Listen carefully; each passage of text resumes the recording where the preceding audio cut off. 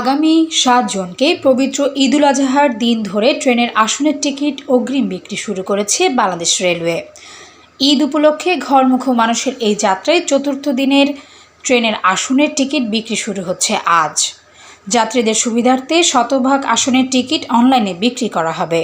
শনিবার সকাল ৮টায় বাংলাদেশ রেলওয়ে পশ্চিমাঞ্চলে চলাচল করা ট্রেনগুলোর আসনের টিকিট বিক্রি শুরু হয় এবং দুপুর ২টায় বিক্রি শুরু হয় পূর্বাঞ্চলে চলাচল করা ট্রেনগুলোর আসনের টিকিট।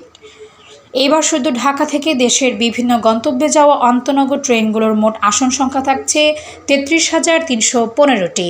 ঈদ উপলক্ষে রেলওয়ের নেওয়া কর্মপরিকল্পনা থেকে এ তথ্য জানা যায়।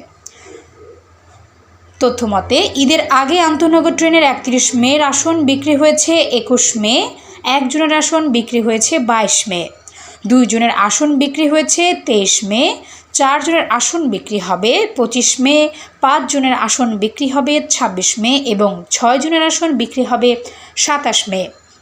রেলওয়ের সিদ্ধান্ত অনুযায়ী ঈদের আগে ৭ দিনের ট্রেনের আসনের টিকিট বিশেষ ব্যবস্থায় অগ্রিম হিসেবে বিক্রি করবে।